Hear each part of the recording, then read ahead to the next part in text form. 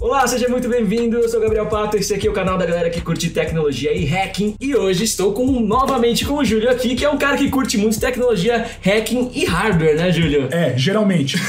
E aí, pessoal, meu nome é Júlio Della Flora, eu sou professor, coordenador de cursos de segurança na Uniciv. No meu tempo vago, eu gosto de fazer pesquisas relacionadas a hardware e segurança. Então, eletrônica, hardware, né, segurança em geral, e tento aliar uma coisa com a outra. Segurança em jogos tem uma relação muito grande quando o assunto é cheat, é trapacear, são os hacks. Só que hoje a gente vai falar de um tipo bem diferente de trapaça que vai bem além do que a gente tá acostumado aí de um cheatzinho que você baixa e modifica o jogo. Não, a gente tá falando agora de interferência de hardwares dentro dos jogos. Um hardware pra cheatar, basicamente, né? Exatamente. O Júlio apresentou uma palestra na RoadSec falando sobre o assunto, eu achei muito interessante, curti muito a palestra, e ele vai trazer um pouquinho dessa palestra do nosso canal hoje aqui, então, e vamos dar uma olhada nos cheats que o Júlio tem usando hardware pra modificar os joguinhos aí. Mas deixando claro que a gente tá aqui falando do lado de educação, a gente tá tirando a parte boa do cheat, que é a parte do aprendizado, da técnica que tá por trás. Obviamente a gente não tá aqui pra incentivar que ninguém faça isso. Sinceramente, se você precisa prejudicar o jogo dos outros pra se divertir, acho que você tem que ir num psicólogo, né, cara? É, que perde completamente o significado do jogo, ainda mais quando são cenários competitivos, né? E é bom vocês ficarem sabendo que quando a gente tá aqui martelando um tópico, não é que a gente tá incentivando ele, mas que a gente quer abrir pra todo mundo pensar sobre isso, porque, ó, o cenário competitivo tá crescendo pra caramba e isso é uma preocupação real. A gente tem que saber como as pessoas poderiam trapacear nesse tipo de evento justamente pra evitar que isso aconteça. E quanto mais gente com conhecimento acerca disso, mais gente pra criar mecanismos e ferramentas contra a utilização desse tipo de ferramenta ou desse tipo de trapaça, né? Tá preparado então? Então bora dar uma olhada em tudo que o Júlio trouxe pra gente em termos de cheating e hardware.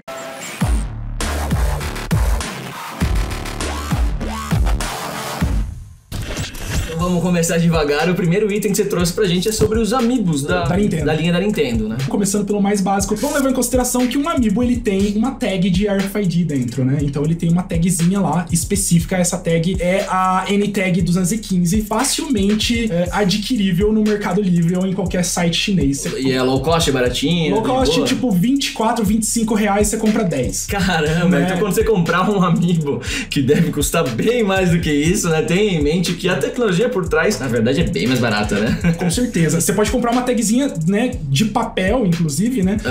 Vai custar bem barato e a ideia é que ela tem uma UID, né? Tem um endereço. Se você souber os endereços dos amiibos, você pode clonar esses amiibos. Inclusive, tem softwares para Android, né? Apps para Android, onde eles sabem todos os endereços de cada amiibo. Então, você consegue ter toda a coleção de amiibos simplesmente tendo a ID de cada um. Então, resumindo, os amiibos você compra, são vários amiibos que a Nintendo vende. É um colecionável, né? É um colecionável e cada um te libera alguma coisa no jogo, é exatamente. Isso? Pra cada jogo, por exemplo, você tem o Zelda, né? Lá no Zelda você tem lá 3 ou 4 amiibos que te liberam coisas diferentes no jogo. Uma skin, algum item, algum item, alguma skin, algum familiar, algum pet. E pra usar ele no Nintendo Switch, por exemplo, tem um dos Joy-Cons, ele tem um leitor de RFID. Você encosta no Joy-Con e daí acontece a mágica. Então a ideia é que seria substituir esse amiibo que você tá comprando por uma tagzinha minúscula que você programou com o mesmo número que estaria no amiibo original. É, porque é exatamente a mesma coisa, né? Eles pegaram uma tag e colocaram lá dentro e lógico que fizeram um colecionável bonitinho pra você colocar na estante, mas a tag que tá lá é chinesinha, baratinha, né? Todo mundo pode comprar. Quem quiser destravar os amigos, então pode comprar uma dessas tags, pegar os IDs na internet, gravar e só encostar cada tagzinha no console e vai ter basicamente o mesmo resultado, né?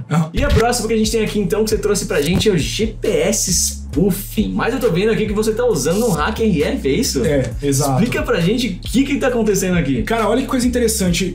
Na febre do Pokémon GO, quando o pessoal começou a jogar Pokémon GO, teve uma universidade nos Estados Unidos que eles fizeram um aparato gigantesco pra eles conseguirem controlar o Pokémon GO fingindo ser um satélite de GPS. Que loucura. Ou seja, você tá parado, mas o satélite de GPS falso tá fazendo o celular achar que você tá andando por aí, que você tá em diferentes lugares do mundo. Sim, exatamente. Então a gente usa um hack RF pra simular um satélite falso de GPS, fazer com que o celular compreenda essas informações e spoofar, né? Fingir que a gente tá num lugar, enquanto na verdade a gente tá em outro lugar. E só pra deixar muito claro, isso, por exemplo, é proibido de se fazer, né? Com certeza. Eu digo, não só proibido no jogo, mas eu digo proibido em termos de você emitir a frequência de GPS, fingir ser um satélite de GPS. Cara, isso além de... É crime, com certeza. Com certeza. Então sempre tem que tomar muito cuidado, usar dentro de laboratório, isolando. Exato, porque nesse caso você pode colocar o celular e o hack RF dentro uma gaiola de Faraday que vai isolar a interferência, né? Vai isolar as ondas eletromagnéticas. E a partir daí você não vai ter vazamento nenhum de onda. Então você consegue. Galera. Cara, é muito tangível. A gente tá muito próximo do ilegal aqui. Mas não vamos pular esse muro, galera. Vamos ficar ali em cima. Vamos ficar mais próximo do legal. Quem quiser saber mais sobre o HackerRF, vê o HackerRF. No último vídeo que eu fiz com o Júlio aqui, que tá aqui na descrição e no card, a gente mostrou esse aparelhinho. É fantástico, então clica lá que o vídeo tá muito bacana. Cara, esse é uma das coisas que ele faz, uma das muitas coisas que ele faz, né? Fazer o spoofing de GPS. Ele faz mais uma série de outras coisas. Uma ferramenta fantástica mesmo. E aí você trouxe aqui o Lag Switch. Cara, isso eu nunca tinha ouvido falar. Eu realmente não faço ideia do que seja esse dispositivo. Isso aqui, pior, é muito comum e é muito antigo. Se você tiver lag, você sabe que às vezes o servidor ele tá projetando uma informação de onde você tá, mas na verdade você tá em outro. Muita gente em FPS fica muito pistola com quem tá lagado, porque o cara acaba tendo vantagem muitas vezes. Muitas vezes. E daí você pensa assim, e se eu conseguir usar o lag a meu favor? Né? Se eu conseguir ficar teletransportando na hora que eu preciso, mas e se o lag parar na hora que eu quiser atirar? Lag, exatamente. Né? Então é daí que surgiu essa ferramenta que os trapaceiros utilizam, tanto em consoles quanto pra PC. Eu tô vendo aqui que ela tá ligada num cabo de rede. É um cabo, né? Um cabo de rede Ethernet. Tem pares trançados dentro desse cabo. Um desses pares trançados é ligado num switch, num interruptor, num botãozinho, né? Num push button. Isso é muito simples. É muito simples. Aí você liga no seu roteador em casa e liga o PC, e a partir do momento que você aperta esse botãozinho, você começou a gerar lag. Então você consegue fazer meio que um teletransporte do seu personagem, chegar atrás do outro personagem e atirar e depois desfazer o lag. Então você controla o lag. E isso é utilizado também, o pessoal que joga Mortal Kombat, Street Fighter. E esse controle aí? Isso é um controle de Xbox onde o cara colocou um botãozinho pro lag switch. Meu Deus. Então ele tá jogando e daí na hora ele aperta o botão pra dar o lag, vai atrás do cara, solta o botão e atira. Então, determinado esse cara, hein?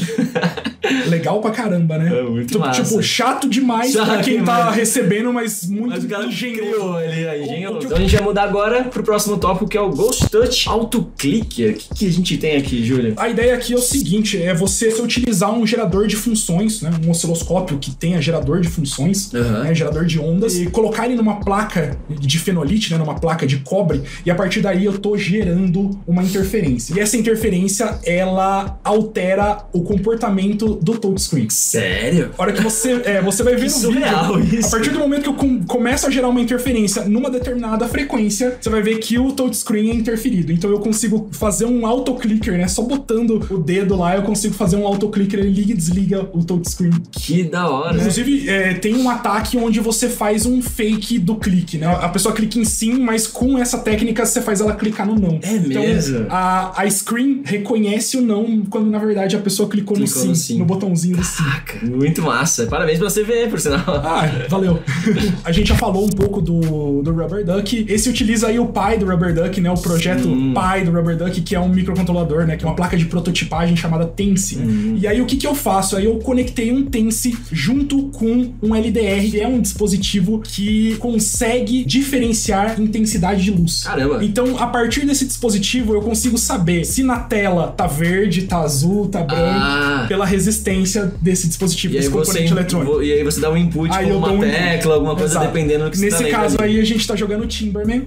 E daí, a hora que ele percebe o marrom do tronco, né, do galho, ele altera a tecla pro outro lado. Então eu consigo fazer com que ele jogue o Timberman automaticamente, alternando a tecla. Muito bom. Então a gente tem aqui um trigger bot, seria como se fosse um autodisparador aí nos jogos de tiro? Mesma ideia, utilizando um LDR, né, que é um dispositivo que você consegue diferenciar a luz. Então, a partir do momento que eu consigo ali uma cor determinada... Seria a cor do seu inimigo. Seria a cor do inimigo. Legal. Ou, por exemplo, eu falo assim, eu vou deixar a minha cross, né, vou deixar o meu mouse nessa determinada posição. Se alterar a cor dessa posição, você dispara. Só que a diferença é que ele dispara numa velocidade sobre-humana. Sim. Né? Então, a gente tem um videozinho aí que eu tô mostrando na velocidade mais rápida, aquele mapa de AIM do CSGO, e ele não erra nenhum tiro, né? Cara, que legal. Então, ali fica azulzinho azulzinho e a hora que ficar vermelho você dispara. Então ele dispara. É um sensor olhando a sua tela, ou seja, não tem nada instalado no computador. Não tem como isso ser banido por software, porque é impossível determinar, a menos que seja por uma questão comportamental. Né? Mas em termos de software mesmo, de injeções DLL, alguma técnica de leitura de memória, nada. Não, você só tem um Arduino ligado no computador que tá fingindo ser um teclado ou fingindo ser um mouse. Nesse caso, você substituiu realmente o humano. Você tá olhando pela tela e reagindo por teclas, só que é um hardware que tá fazendo isso humano. Exatamente. Muito interessante. Né? Inclusive, uma menção honrosa, tem versões desse cheat onde você usa inteligência artificial e visão computacional. Nossa! O cara usa visão computacional a partir do momento que o personagem inteiro. Ele percebeu que tem um CT ou que tem um terrorista ali e ele dispara no endereço da matriz do monitor. Então você tem também um compensador de recoil aqui, aquela distorção que dá de acordo com os padrões de tiro que você tá dando no jogo de tiro. Então você conseguiu fazer algo que compense isso pelo Arduino também. Pelo Arduino. Mesmo esquema, fingindo ser um mouse, ele vai disparar as teclas. Aí, assim, não tá perfeito porque eu tive muita preguiça. Mas é possível, a ideia é provar que é possível. Você tem que estar no tempo correto e no local correto da tela, mas a ideia aí é eu fazer o contorno de spray do AK-47. Legal. Então ele vai disparar a munição inteira, né? O pente inteiro da AK-47 e ele vai fazer ali o desenho correto pra poder minimizar o spray. A galera faz bastante treino disso, né? Eles vão nos jogos e ficam atirando na parede pra ver que desenho a arma vai fazendo. Inclusive pra treinar, movimentar o mouse pra tentar anular isso. Então basicamente você fez isso numa versão hardware jogando. Então agora a gente vai ver modificações aqui, vamos ver hacks usando hardware, mas agora acabou a brincadeirinha ali e o negócio ficou sério. Um pouco mais profissional, mais o lado aí de desenvolvimento de circuitos pra serem colocados dentro de controles, dentro de joysticks e coisas do tipo. Nesse caso aí é um TrueFire, um mod chip. E esse mod chip ele tem uma série de funcionalidades. Uma dessas funcionalidades também é controlar spray. Então você fala assim, no caso então ele tá modificando o hardware do controle do PlayStation ali, é isso? Exatamente. Você coloca essa plaquinha que é uma placa de circuito impresso, mas ela é impressa. O nome dessa placa é o TrueFire mod chip. TrueFire. E isso é comercializado? É comercializado. É um cheat comercializado então. Você instala ele dentro do seu controle de PlayStation 3, né? E daí o que acontece? Ele tem uma série, por exemplo, ele tem um drop shot, ele tem um rapid fire, ele tem um burst fire, ele tem uma série de funções. Como se fossem macros? São macros.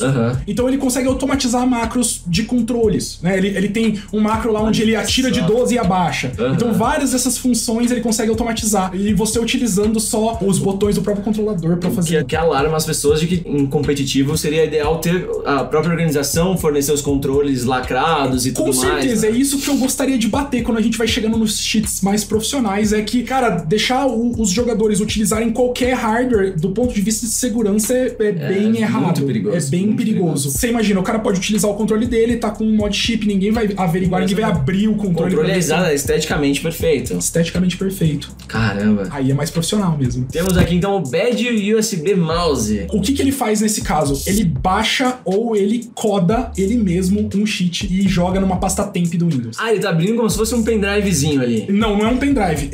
O que acontece? Eu posso dar um wget lá pelo Windows, que agora o Windows agora aceita. Que modernidade. Você vê? Então eu posso, né? Por PowerShell, Então eu posso abrir um PowerShell muito rápido, baixar um cheat, jogar na pasta temp e executar. Tudo isso na hora de plugar o mouse. Então a hora que eu plugo o mouse, ele abre ali o CMD rapidinho, né? Ele baixou o cheat. Baixa o cheat, executa o cheat e daí a partir daí eu já tenho um wallhack. A hora que ele tira o mouse, o wallhack desaparece. A hora que ele coloca o mouse de novo, o wallhack aparece de novo. Que loucura. Isso em competitivo é surreal, porque de fato os players têm um tempo pra eles se configurarem ali. Com certeza. Dá pra fazer. Então você tem um auto-cheater instalado dentro do mouse e vai piorar, fica tranquilo. Nossa, então vamos seguir aqui em frente. Então, alterando o firmware do mouse. Os pesquisadores, eles mostraram que é possível você alterar o firmware do mouse da maneira como você quiser, criar um malware, injetar no mouse e a partir daí o mouse, ele não tem nenhum implante. É só o microcontrolador do mouse, mas ele tem um malware dentro. Então você consegue injetar um cheat dentro do mouse e executar esse cheat. Seriam cheats meio que macros e coisas do tipo, porque ele vai usar um RID ou... iBot mesmo, se ele quiser. Qualquer coisa. Você consegue codar ali, abrir qualquer coisa. É o mesmo esquema do Rubber Duck, né? Só que você tá codificando direto do firmware, alterando. Então você... nem alguém abrindo o mouse e ia enxergar a modificação. Você teria que fazer uma auditoria no firmware do mouse. Pra você perceber totalmente isso. inviável, né? Completamente inviável. Tratando-se de torneios, né? Completamente inviável. Cara, que loucura. Uau, o que a gente tem aqui? Cara, esse daí é o supra-sumo dos cheats de hardware hoje em dia. É meio complicado de dizer, mas é uma placa que você coloca na PCI Express do seu computador, né? É uma FPGA. Né? Nossa. E você coloca na PCI Express do seu computador e a partir desse momento o hardware tem acesso a endereços de memória que nós como usuários não temos. Então ele tem acesso a endereços de memória, por exemplo, que estão guardados posição de player, posição de jogador, ou se o mouse tá em cima do jogador inimigo ou não. E a partir daí você consegue utilizar outro computador ou o mesmo computador para automatizar isso. Nossa, que loucura. Então isso é por exemplo, backdoor da sua memória que não tem como o anti-cheat prever. Cara, se usar isso pra cheatar em jogos eletrônicos é tipo usar uma bazuca pra matar um mosquito. É muito overpower. E esse é um produto que é comercializado ou ele só tem um projeto aberto na internet? Não, você consegue comprar essa FPGA, tem alguns modelos de FPGA que você consegue comprar e você consegue rodar esse projeto. Ah, legal. Então é completamente custom, você compra a FPGA, você altera a firmware, você modifica. O hardware é caro, é difícil de ter acesso, né? A codificação é complicada, mas existe e a gente vê vídeos no YouTube. Com o investimento no setor, isso pode se tornar cada vez mais prático e mais barato, né? Porque a gente sabe que os campeonatos dão milhões. Se você leva em consideração um campeonato que vai te dar milhões... É um investimento, né? É um investimento. Criminoso, mas exatamente, é um investimento. É um investimento na máquina. E é interessante que os anti-cheats, eles funcionam muito em Ring Zero. Ele roda como um driver na máquina pra ele justamente poder ter acesso a tudo, né? Sim. Então você tá fazendo um backdoor físico que tá meio que acima do anti-cheat. DMA, que é Direct Memory Access, né? Então você tem acesso direto à memória, é direto. Não tem você tá conversando com hardware. Parar, Não, é hardware a hardware, né? Você tá começando no barramento. Que então, legal, cara, é o nível mais baixo que tem pra ter de abstração de computação. É isso. Beleza. Aí é um pouco mais bobinho, mas são automatizações que você pode utilizar tanto em consoles como em celular. Você tá automatizando o que nesses exemplos? Nesse caso aí, por exemplo, nesse Switch, tem um local no Zelda onde pra você conseguir um certo dinheiro, você precisa lá jogar um minigame que é um boliche. E daí ele tá automatizando que ele vai sempre conseguir acertar o boliche. Ele fez uma engenharia reversa num controle que é reconhecido pelo Switch. Ele finge ser esse controle e a partir daí ele faz um macro no Switch. E ele consegue ali farmar gold, né? Farmar dinheiro. Legal, que interessante. Ali no PS Vita, mais ou menos a mesma coisa, utilizando um LDR e motorzinho. E esse motorzinho ele tá fazendo às vezes de clicar no botão.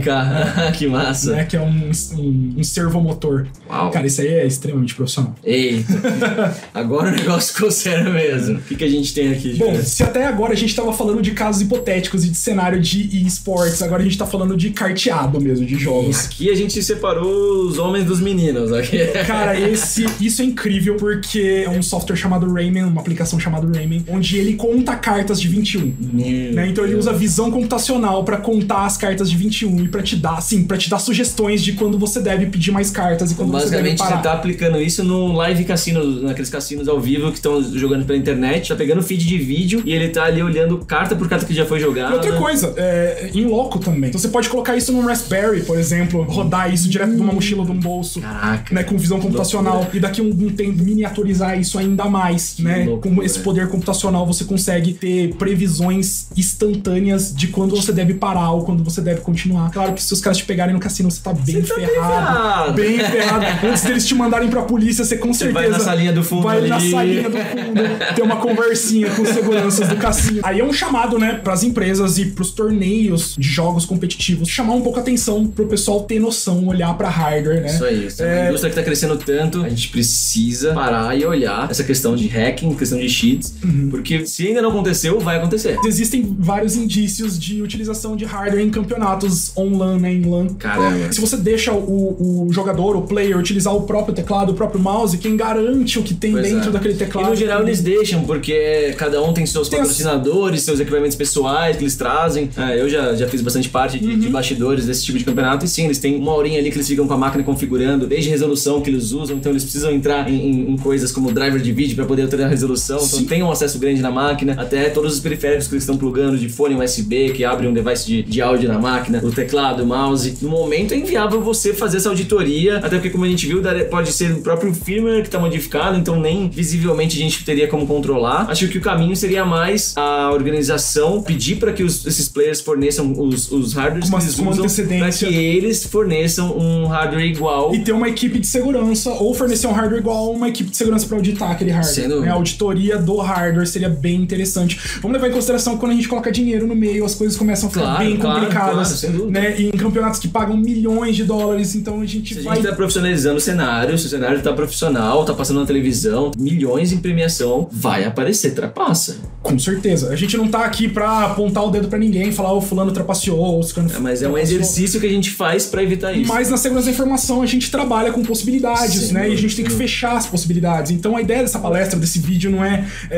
tipo, mostrar pro pessoal como cheatar jogos, mas sim mostrar pro pessoal que existe e que existe a possibilidade e que tem que se olhar do ponto de vista defensivo. Com certeza, com certeza. Nosso exercício em segurança da informação, dividindo Red Team e Blue Team, é sempre esse. É a gente ficar martelando onde pode ter problema para que se possa desenvolver uma política de segurança e resolver esse problema, né? E com certeza, como a gente viu aqui hoje, tem muita coisa para se pensar a área de cheats em jogos, principalmente no competitivo, né? Cara, eu tenho certeza que a galera curtiu muito. Eu pirei aqui com toda essa aula, todas essas formas de trapaça em hardware. Muito obrigado mais uma vez, Júlio. Com certeza que a galera curtiu bastante. Galera, acompanha o Insta dele. Toda vez que eles chegam hardware novos ali pra ele tá sempre postando no Instagram. O Instagram dele tá aqui embaixo, então segue ele lá. E segue também lá no Instagram, que é @GabrielPato. Deixa aquele like pra fortalecer. Quem quer mais vídeos sobre hardware, mais Júlio aqui no canal, dá aquela força deixando o seu like, compartilhando e se inscrevendo no canal. Então, muito obrigado por ter visto esse vídeo até aqui. Então, pessoal, obrigado. Me segue no Insta lá. É isso aí, galera. Muito obrigado. A gente se vê na próxima. Tchau, tchau. Tchau, tchau.